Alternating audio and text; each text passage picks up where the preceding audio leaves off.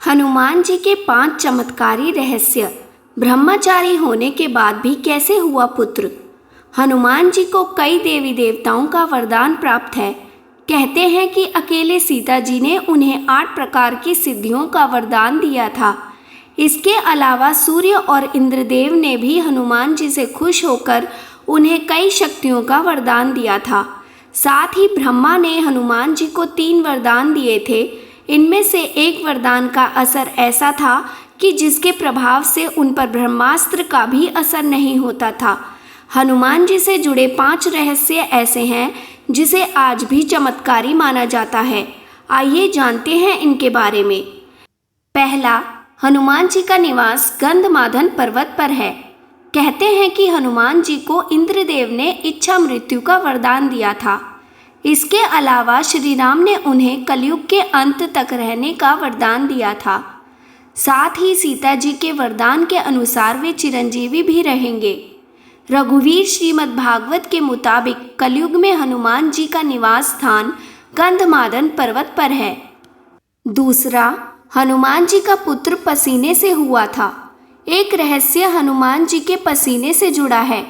कहते हैं कि उनके पसीने से उनका एक पुत्र हुआ था। जब हनुमान जी लंका को जलाकर समुद्र में अपने शरीर का ताप कम करने के लिए विश्राम कर रहे थे, तब उनके शरीर से टपका पसीना एक मादा मगरमच्छ ने निगल लिया, जिसके बाद उनके पसीने के प्रभाव से उनका एक पुत्र हुआ जिसका नाम मकरध्वज था। तीसरा, हनुमान जी का जन्म श्री राम जी से पहले हुआ था। कहते हैं कि हनुमान जी का जन्म कर्नाटक के कोप्पल जिले के हम्पी के पास हुआ था। वहीं पास मतंग ऋषि के आश्रम में ही हनुमान जी का जन्म हुआ। मान्यता है कि श्री राम के जन्म से पहले हनुमान जी का जन्म हुआ। हनुमान जी का जन्म चैत्र मास की पूर्णिमा के दिन हुआ था।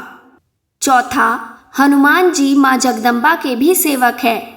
मान्यता है कि हनुमान जी श्री राम के साथ साथ माँ जगदम्बा के भी सेवक हैं।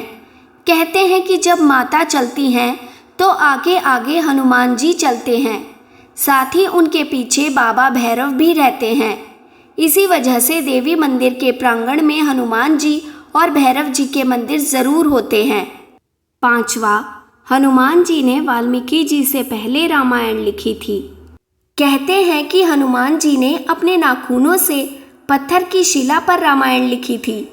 लेकिन जब वाल्मीकि जी अपनी रामायण हनुमान जी को दिखाने पहुँचे, तब उनकी रामायण देख वह बहुत दुखी हो गए। दरअसल वह रामायण बहुत सुंदर लिखी गई थी। उन्हें अपनी लिखी रामायण उसके आगे फीकी लगी। हनुमान जी ने जब वाल्मीकि जी के मन की बात जानी, तब उन्होंने एक कंधे पर अपनी रामायण लिखी शिला को उठाया और दूसरे कंधे पर ऋषि वाल्मीकि को बिठाकर समुद्र में ले गए। वहाँ हनुमान जी ने ऋषि वाल्मीकि के सामने ही अपनी रामायण लिखी शिला को श्री राम को समर्पित करते हुए समुद्र में फेंक दिया।